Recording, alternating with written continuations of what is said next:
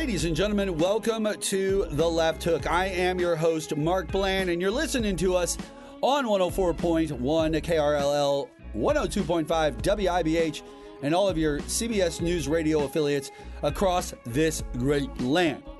Welcome to the show. I'm excited to be here. We have a lot to talk about.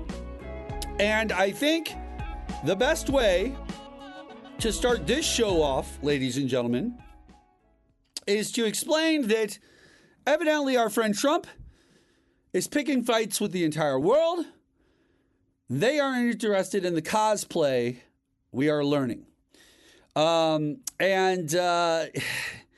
It's crazy out there, ladies and gentlemen, because this past week, this is what our friend Donald Trump decided to say about, everything going on in our great land and the world and everything else. But this is what he decided to say here, okay? And I want you to pay attention because you listen to the words. Here we go. I can't believe it. We got good reviews in that speech. Usually they say he's a horrible dictator type person. I'm a dictator. But sometimes you need a dictator. I can't believe it. Sometimes you need a dictator. Sometimes you need a dictator. No, Don, at no point in American history has anyone in America ever said, hey, I really wish we had a dictator. Think about it. The country is 250 years old as far as the founding of our nation as the United States. Closer to 350 years old if we're going to talk about the legitimacy of the 13 colonies and all the way back to the forefathers, which is what you like to do all the time. Talk about the forefathers, how important the forefathers were, why we needed to pay attention to the forefathers, how they wrote this great constitution.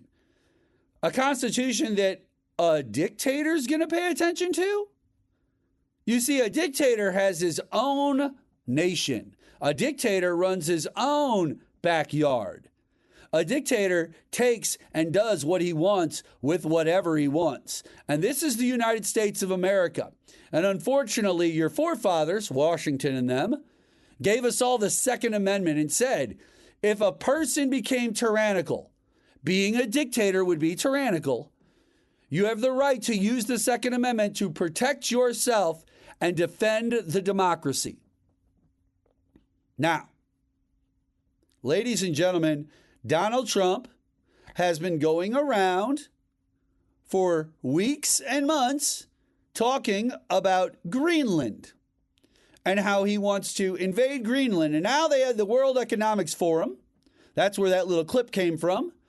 Trump was in the middle of one of his little press conferences over there and decided to throw that little gem out to everybody about being a dictator. Here, let's listen to it one more time, just so that all of you can get it. And I understand. He doesn't say, I'm a dictator. But listen to it once again. For like the fourth time in the last 6 months, he's floated out the dictator word. I can't believe it. We got good reviews in that speech. Usually they say he's a horrible dictator type person. I'm a dictator. But sometimes you need a dictator. Sometimes you need a dictator. So he doesn't think that it's a bad thing that he's a dictator or called one. Just like when Mamdani was there in his office, standing right next to him, smiling, talking to the president of the United States, who thought he wasn't going to like Zoran Mamdani.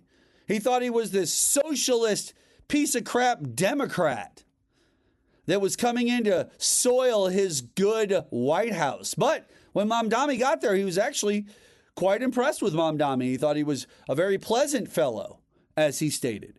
And he even at one point, if you remember, was thrown a question about being a fascist and how Mamdani knew and thought that Trump was a fascist, had stated it in prior conversations and press briefings. And they were asking him if he still felt that way. And even Donald Trump laughed it off and said, it's okay. You can call me a fat. Go ahead. It's okay. Yes. Just tell him yes. It's easier to do it that way. Just tell him, yeah, that's what you believe. Now, I don't think that this is a bad thing by any means, because he's gotten a question and he decides to throw this out again. The reason I don't think it's a bad thing is because Trump is very good at one thing, ladies and gentlemen, telling us exactly what he would like to do or plans on doing anyway.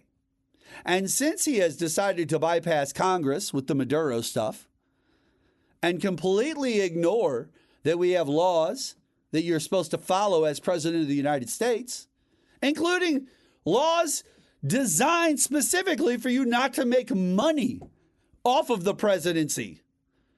We found out this week that $1.4 billion, CNN did a little investigative reporting along with, I'm trying to remember his name, Anderson Cooper, that's it. Anderson Cooper put out a report, $1.4 to $1.5 billion Donald Trump has made in the last year off of his name, likeness, as well as all of his little crypto moves and deals he's made. And you understand what this is, right? It's quid pro quo. Guys, he's like Jason Call has said on this show before, he is a very transactional president. He loves the transaction. You scratch my back, I'll scratch yours. And he does. Look what he just did with Venezuela. All of those oil guys threw in like basically $1 billion or something like that at a meeting. And we're told, you do this and I'm going to get you something great. Well, he didn't tell them what it was. They come to find out it was a place they used to be in 30 years ago, and then they left because Maduro was stealing their stuff. And then they realized that it's extremely difficult to mine for the oil in that area, even though there are companies that do it currently. To build new mining stuff is extremely expensive. And when they had a big meeting at the White House with Susie Wiles sitting right next to the CEO of Exxon, the guy at Exxon's like, yeah, we were there. Oh, we can't really do much with what you did. Thank you for doing things that you thought were going to help us. We're not sure what we can do with it. Now, I'm sure some of them are going to figure it out. But the quid pro quo was take your billion and put it into my little crypto piggy bank. And once it's into my little crypto piggy bank, then I will make sure that I take care of our little business transaction from my end. That's what the Maduro stuff was. And that's just one example, guys. He has let a ton of people off. People who've committed lots of fraud. Fraud that he's super mad about Somalis in Minnesota committing on a day-to-day, week-to-week business because Tim Walz ran against him for president of the United States and he didn't like that he beat him? See, that's the other thing I don't understand about Donald Trump. Donald Trump beat Tim Walz in the election, and he loves to beat his chest about how he is the most popular president and he beats everybody so good at what he does and this, that, and the other. I would just take that one and just throw that out there that I beat him all the time. But instead, he turns it into these attacks and tries to go after the guy. He still worries about him. It's like he lives rent-free in his head. I don't understand, ladies and gentlemen. I don't know what to think. Because if this is what we are going to have as leadership moving forward, I'm a dictator. I want my picture on all the money. I want my face on all the highways and on all the billboards. This is Trump land, and you're in Trump's world, and you're allowed to go from this state to that state because Trump allows you to. That's not the America that any of you Midwesterners who are listening to this show currently, or any of you in America that have decided to download and share this and listen. This is not the America you grew up in over the last 50 to 100 years. I don't care how old you are. You could be 85 years old. Not the America you grew up in. The last time you saw people acting like this, it was Hitler. And it was videos and movies you were seeing that your mom and dads were showing you. I'm talking to our elderly now. From when you were a child, about the war that they were in against Hitler. Now, I'm not saying Donald Trump's Hitler.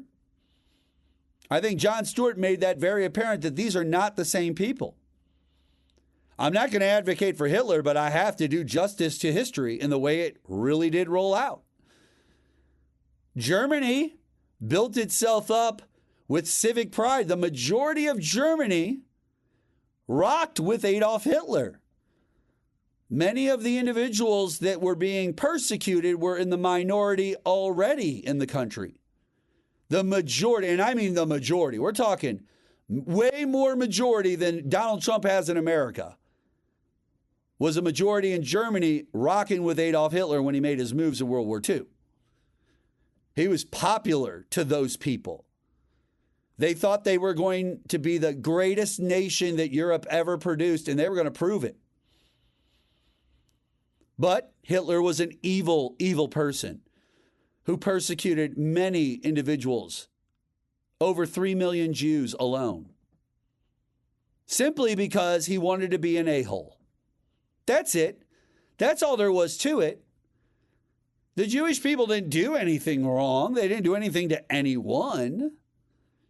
They just existed, and he didn't like it, which was funny because from what I know, our friend Adolf was a young Jewish boy himself. Regardless, our friend Trump, not as popular in his country, not well respected. Think about this, ladies and gentlemen. You have to really, literally, big picture this so you understand. There's 340 million people in the United States of America. Only 77 million voted for Donald Trump. Let's see. I'll pull my handy-dandy calculator phone thing out here, and we'll just do a quick tabulation real quick for all of you live on the air. 340 million minus 77 is 263 million people that did not vote for Donald Trump. They did not cast a ballot for that man. They either voted for someone else or didn't vote at all.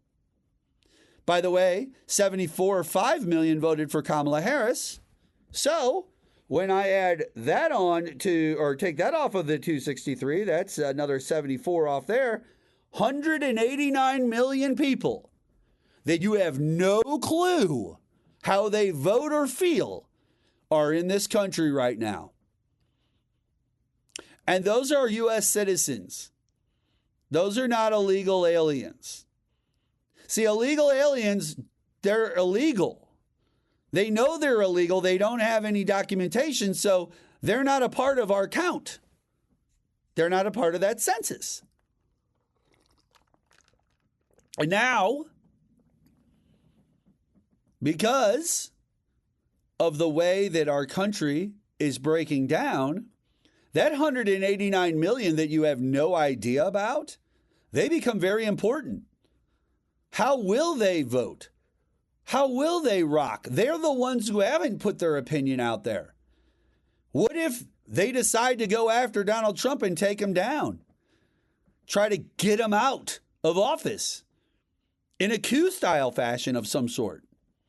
Will that 189 side up with the 74 million Kamala Harris Democratic-style voters? And will they all come down on the 77 million Trump and MAGA supporters? By the way, he's probably lost 10 million to 15 million of those supporters just off the moves he's made alone and promises broken. He said promises kept. Promises made, promises kept. No, promises broken, bro. Cheaper prices, cheaper groceries, cheaper this, cheaper that. You said cheaper everything.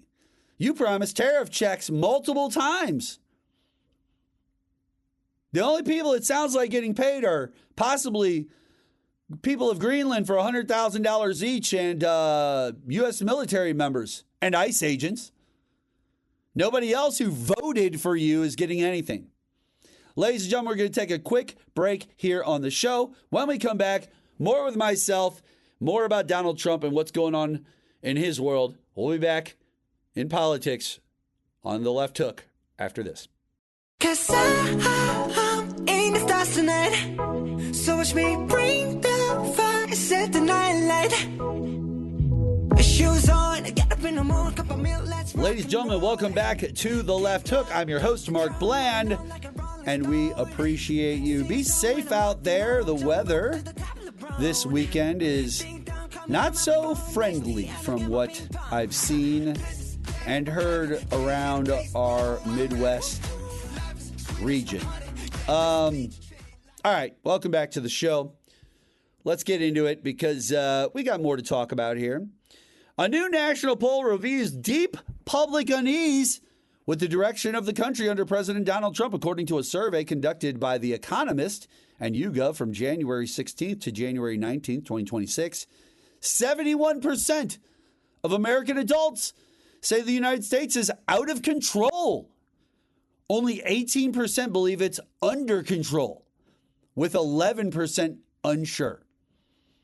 Think about what I just said. 71% of American adults say the United States is out of control. Only 18% believe it is under control. 18% of American adults is way less number of voters than voted for Donald Trump. So, even less people in the country than voted for Donald Trump by quite a bit believe that the country currently is under control. The sentiment crosses party lines, though it's most intense among Democrats and independents. 94% of Democrats, 71% of independents, and even 50% of Republicans describe the nation as out of control. 94% of Democrats, 71% of independents, and 50% of Republicans. 50% of the Republicans. So, think of, you have to base it off numbers that you got. 77 million people voted for Donald Trump. 50% of those people who are Republicans describe the nation as out of control. Half of the people that voted for Trump believe it's out of control. Among 2024 voters, 91% of those who backed Kamala Harris felt this way compared to 50% of Trump voters. The view holds across demographics, including age groups 70% of 18 to 29-year-olds and 74% of those 65 plus. And racial and ethnic lines too, 70% white, 79% black, and 70% Hispanic. 70% basically across the board of our country believes it is out of control. It's 70% of racial and ethnic breakdowns of white, black, and Hispanic because they are being attacked by ICE and the promises are not being kept. The poll, based on 1,722 weighted interviews with a 3.2% margin of error, comes in amid criticism of Trump's foreign policy moves, including actions in Venezuela and broader military interventions.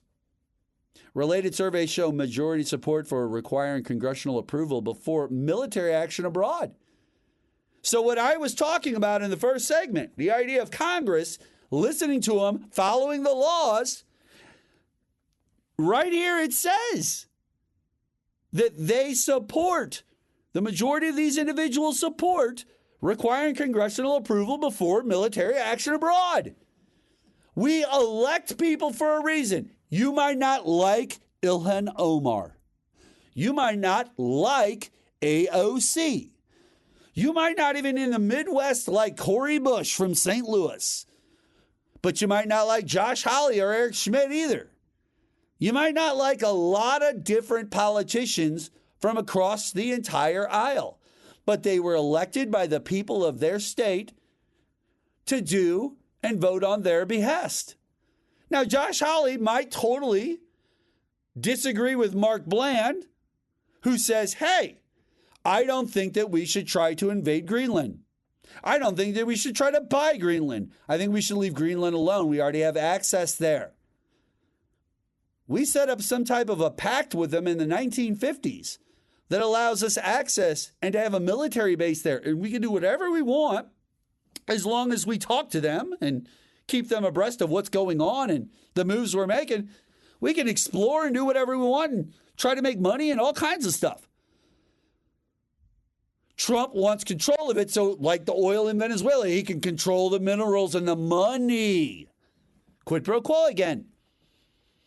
The White House defended the president's agenda emphasizing border security, economic recovery, and ending conflicts, claiming alignment with his voter mandate. What conflict are you ending? Nobody asked about Greenland before the 2024 election. It wasn't on the board. It wasn't discussed much or brought up. If it was, just maybe some flub line that now we should have paid attention to completely. But there have been no conflicts. I can't even talk. I choke up just trying to say things about Donald Trump because they lie so much. The widespread pessimism could signal challenges ahead for Trump and the Republicans in the upcoming elections, the midterms. How can you see any of these moves he is making and not think he is out of control or not playing with a full deck, ladies and gentlemen? Everything is being handled in a loose cannon fashion, very clumsy and unnecessary. Our favorite thing to say about a Donald Trump presidency on this show, the left hook, we love to explain to everybody that this stuff he does is clumsy and unnecessary. Oh, you're against dictators. You like dictators. You think guys like it. No, I just said we don't want Trump to be a dictator. So if we don't like the idea of Trump talking about being a dictator, we don't like Maduro being a dictator either. But once again, not every problem is our problem. That wasn't our problem, and Trump already explained it wasn't our problem. He already told us that he went and did it for the oil. He did it to put money in his pocket. Ouch, ladies and gentlemen. That's no bueno. And unless my numbers are outdated, about 29% of the U.S. struggles to read at a proficient level. I wonder if that 29% crowd I talked about earlier understood what they were even being asked. Get my drift? So the same people that can't read that we say are uneducated seem to be the same amount of people that support Donald Trump and are under this impression that things are okay. And only 18% of the country even thinks that the dang country's under control. 70+% said it's out of control.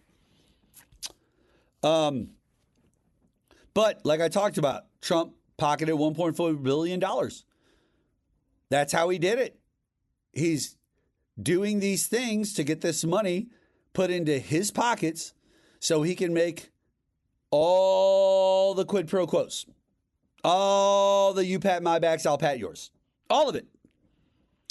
A Guardian opinion piece by Claire Finkelstein warns that Trump administration's massive deployment of thousands of ICE agents to Minnesota, resulting in excessive force, the fatal shooting of U.S. citizen mother, and random violence against residents and protesters, family separations, and escalating confrontations, ladies and gentlemen, closely mirrors a 2024 Civil War simulation potentially sparking broader conflicts as Governor Tim Walz mobilizes the National Guard currently.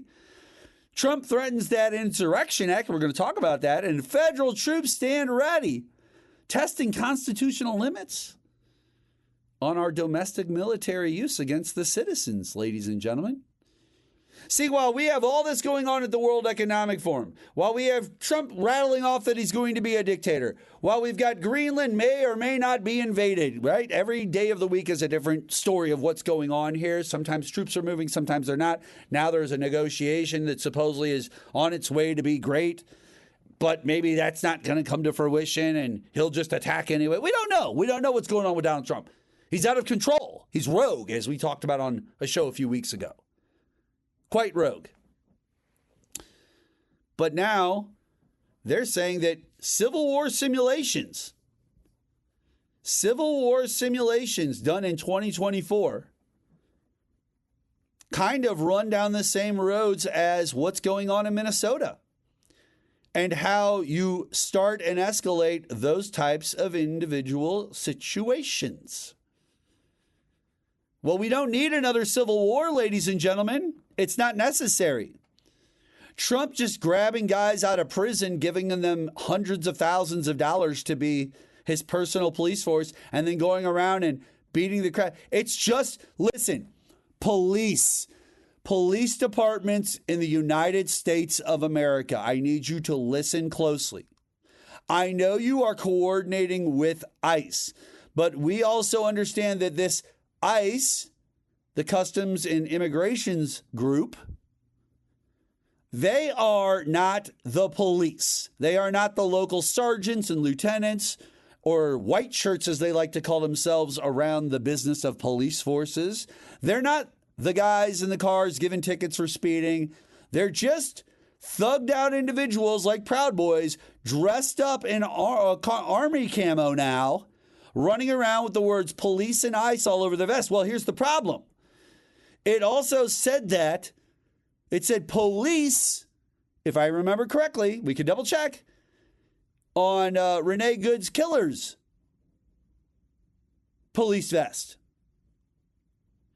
If it says police, people are seeing the word police. They're thinking the word police. And when ICE goes away, think about this. Everything is contingent on that midterm election, right? That looks horrible now. It looks like everything Donald Trump has done is not benefiting any of his Republican counterparts who are going to be running for election. They should all be losing. The majority of the country thinks that it is out of control. So therefore, the counterparts that represent him in Congress and the Senate on the Republican side, they think it's out of control. It's out of control.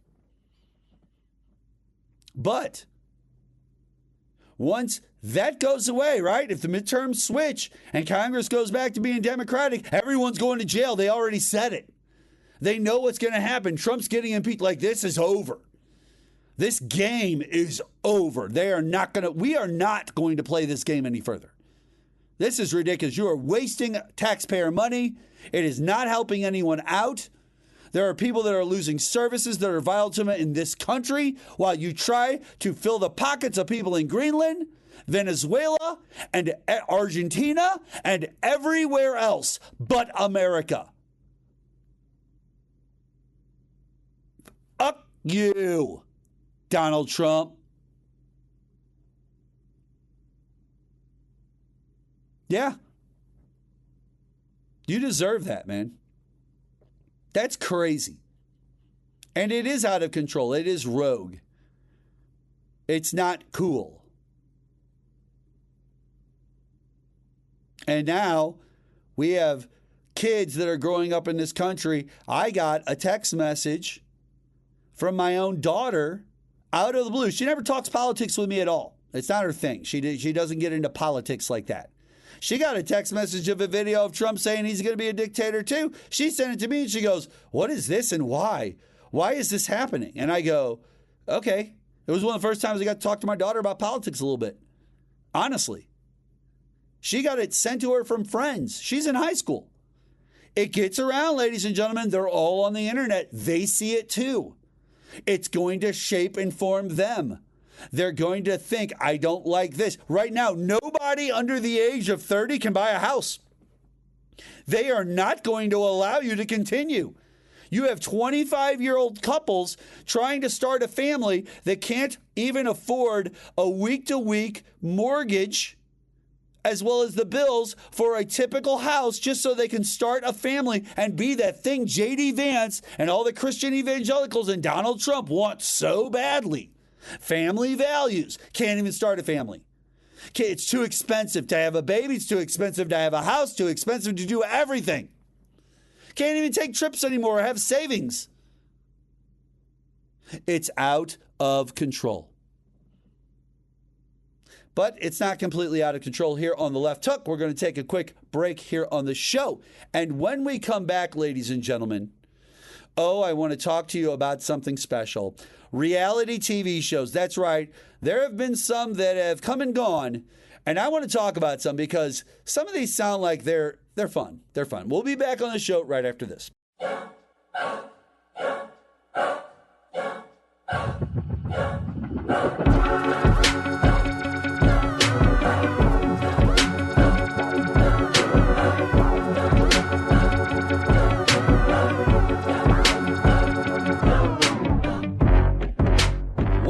welcome back to the show.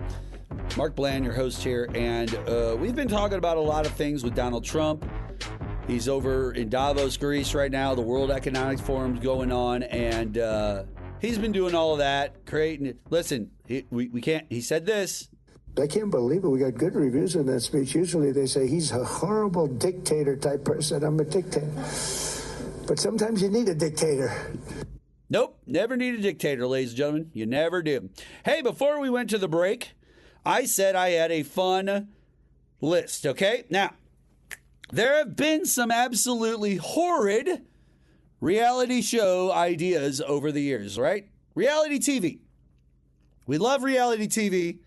It has now been going strong in America for 30 plus years, easily. And it's been a worldwide phenomenon. Every country in the world has tried to do it, and it's been successful many, many a way. And even YouTube has voyeuristic reality type shows. That's what Logan and Jake Paul were, reality TV, just done on YouTube and Vine. It's all reality TV. Well, like I said, there have been some absolutely horrid reality shows, ideas over the years, and some of them have actually made it to the screen. According to ScreenCrush.com, these are the 10 most offensive reality shows ever made. Let's take a look at this list, okay? So we got the 10 most offensive reality shows. Now, these are not in a 10-to-1 ranking of worst to best or anything like that. This is just a list of 10, but let's go through them. Number 1, Are You Hot? Okay, I like this. I like where this is. Now, do you remember Are You Hot?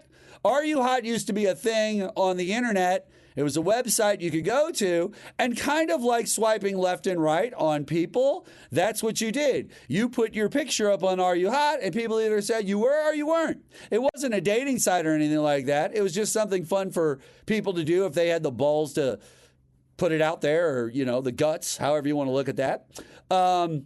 Contestants who thought they were hot got put in front of a panel of judges for a yay or nay, swipe left or right type thing. Some of the most uncomfortable and misogynistic television in history. And you know what? I get that, right? You're going to have dudes who just look at girls because it's very shallow. It's on the top. It's designed to be, are you good looking? Do you have any imperfections that I can pull on and point out? This is TV. We're going to make sure that we point them out. We're going to make fun of you. Big video board with a big crayon I can circle things so everybody can see it. Real up close and personal. I can see why that one probably didn't work out so well. Plus, it seems like shallow. Like, it doesn't have a lot going for it, right? People just stand on stage. A few people judge them, say mean things. But at least with, like, American Idol, when Simon says mean things about him, we got to see him perform a song for 3 minutes and entertain us and see if they were any good. You know what I'm saying? So, number 2, Benefit Street from 2014 to 2015.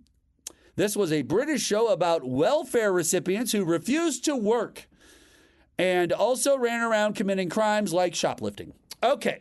All right. So we've decided to go grab welfare recipients who are already down on their luck and refuse to work completely, and then follow them around as they didn't work, probably did drugs and other things, and then committed crimes. This is Cops, guys. This is Cops. They took Cops, put it over there. Don't they call them bobbies or whatever? The police over there, the bobbies? They should have called it bobbies instead of Benefit Street. Number 3, Black White. All right? This one is called Black White. And 2006, a white family and a black family traded places with the help of body makeup and prosthetics to see how the other half lived. It was produced by Ice Cube. Oh, my goodness. We are the clumps now. We are dressing people up in suits so they can see how each other lives. This is black. They're putting white people in blackface. And they're putting black people in whiteface to see how they are treated. That's America for you, ladies and gentlemen. Born in the Wild is number 4 from 2015. This one focused on couples who chose to have their children born in the wilderness minus the unusual comforts or modern medicine. So the woman who always wants the baby in the bathtub, right? She always wants to have the baby in the sauna or the pool, right? She's always wanting to be there. That they made this show for this one. So she could go out and into the lake and lay in the lake with her whatever they call those ladies that help them out. It's on the tip of my tongue. But yeah, wild. Not as bad as black white, where we're just blackfacing white people just to see how they're treated. Number 5, Boy Meets Boy from 2003. Sorry, kind of like Gay Bachelor, except for half of the gays were secretly straight. So a guy who's gay is probably looking for love, but half of the people that they put him on the show with are straight, so there's no chance that's ever going to happen. So he really only has 50% of the people to really talk to. And if none of them are the one and he's kicking it better off with the guy who's straight, I guess they would just be best friends. That's all I can assume there. Number 6, Kid Nation. Children ages 8 to 15 were dropped into an empty town devoid of adults and charged with building a functioning society. Okay. Who decided to put Lord of the Flies live on TV? What are you doing? Kid Nation? And we're going to have 8-year-olds to 15-year-olds run it. Well, the 15-year-olds are obviously going to run the town. They're going to have to help the 8-year-olds who are going to be kind of useless for a lot of things because they're just not big or strong. So you're going to be taking care of them, or they're going to be playing a lot or in school, right? You're probably going to base a lot of your stuff on life in this town off of life that you learn from living in regular towns. Okay, so they'll go to school. You'll have to create a school of some sort, I'm sure. That's a wild one. Number 7, The Pickup Artist from 2007 to 2008. Now, I remember this one. This was on VH1. Self-proclaimed pickup artist Eric Mystery Von Markovic taught guys how to score with the ladies, how to nag them. Remember, you could nag girls, nagging them, denying them. His methods came off as manipulative and predatory. That's right, nagging them. Remember? Saying negative things about them, breaking down their self-esteem so that you could turn around and play off of that and build it back up. Yeah, you remember that stuff. Horrible. Number 8, but see, I'm going to say something at the end of this little list. I'm going to say something that's very important. I might not need to get to the end of the list. I might be able to say it right now, but I'm going to wait till the end of the list. Number 8, The Swan from 2004. Supposedly ugly women underwent transformations that included extensive plastic surgery, then competed against each other in a pageant. Well, this would be something that Donald Trump would want his hands involved in because a pageant is involved. And probably Laura Loomer, too. Unfortunately, that plastic surgery went horribly wrong, and they're looking for people that could compete in a pageant, not an alien abduction. Number 9, Who's Your Daddy? From 2005, contestants adopted as infants had to pick their biological fathers out of a group of men. If they guessed right, they got a cash prize. If they chose the wrong man, he got the money. Ooh, I like this one. See, I get this one. It's manipulative, right? Because it's playing off the idea that these adopted kids, these adopted guys, because they were infants when they were adopted, they're grown adults now. So they can make the choice to be on the show. So if they're there, then they want to meet their biological father. Okay, then the biological father's there, so that's cool. They want to meet their son. No problem with this show existing. Run that. Let's see if one wins the money and who figures things out. And if they don't, who gets the money? I love it. Number 10, There's Something About Miriam from 2004. Notice something about all of these. They all come from about 2002, 3 to about 2009, 10. You do have a couple that strewn into like 2014, 2015 for that Benefit Street stuff and Born in the Wild. But everything else kind of is in that 2004 to 2003 to 2010 range right there. That's 7 to 8 years. I'll explain in a second. There's Something About Miriam is number 10, the final one, another British show. This one's basically The Bachelor, except for the guys didn't know that the woman they were fighting each other for was trans. So they just threw a trans person out there as The Bachelor, and these guys have no clue. I love that idea, too. I really do. I want to see when some of those straight dudes figure this out. the looks on their faces. I don't have a problem with this show either. Everybody says that us liberals are just sticks in the mud. We don't like anything that's fun or entertaining or interesting. Well, how's that possible? I just said that I love two of those shows. Two of them that I thought should still be on the air, the last two. Now, my thing that I wanted to tell all of you.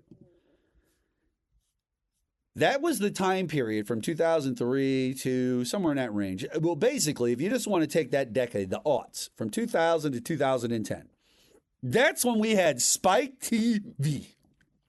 Okay? We're coming out of the 90s. The 90s were Oprah building herself up from trash TV in the early 90s to who she becomes by the end of the 90s, this powerhouse in American television. But you also got Ricky Lake, Sally Jesse Raphael. You've got all of these situations, all of these things, all of them. You know what I'm saying? And they're happening because in that time period in American history, we were cool with television being kind of trash. That's just how it was. Trash TV. And we got it from Donahue in the 90s and all those people I just rattled off in the 90s. Walked right into 2000s. We started off with Survivor for reality TV, really setting off reality TV on mainstream television. It went from being something on the side networks like MTV to being on CBS, NBC. Mainstream primetime 7, 8 p.m. at night television shows that everybody watched. Popular ones too. And then that spawned things like American Idol and all of that. America's Got Talent and everything you see now. But it all like that Spike TV, that reality, that Fear Factor. Think about it. Shows like Fear Factor. Fear Factor was a popular primetime reality television show on Fox that everybody watched with Joe Rogan hosting it each week. And they did crazy, outlandish, over-the-top stunts. And everybody loved it because it was always gross. It was interesting. It was unique. Spiders and scorpions. You lay in a box and then they just dump scorpions into the box. And you might get stung 4 or 5 times. But is it worth the money? Do you want to win the money? I don't know. That's what our country... Okay, that's what our country seemed like it was out of control. Like everything on TV was people doing reality shows with Joe Rogan like Fear Factor. They were doing The Bachelor and Survivor and doing these crazy things. That Lord of the Flies television show for kids would have worked out perfect. Over the top crazy. But it took another 15 to 20 years for us to get to 2026. And Donald Trump saying that he's going to be a dictator. And the whole world turning their backs on us and our allies saying that they're willing to attack us and they're willing to defend Denmark and other countries against the United States. I got the Prime Minister of Canada yelling at Donald Trump at the World Economic Forum and all this stuff. Or the WC, whatever it is going on right now. It's crazy. It's out of control, like the 70% of Americans believe the country currently is. Well, ladies and gentlemen, it's time for us to get out of here on this episode of The Left Hook. First off, I want to thank every single one of you for listening to us on these CBS News Radio affiliates. And also, you can find out more about the show and myself, as well as listen to all the episodes and anything you might have missed at markbland.net. That's MarkBland.net. That's me. That's this show. Follow The Left Hook. Watch us on Occupy Democrats and everywhere else. And thank you so much for being fans and following the show and sharing it and helping this show grow. We really appreciate it. And we look forward to doing more with you guys as we move forward. That's going to do it for us on this episode of The Left Hook. We will see you guys on the next show.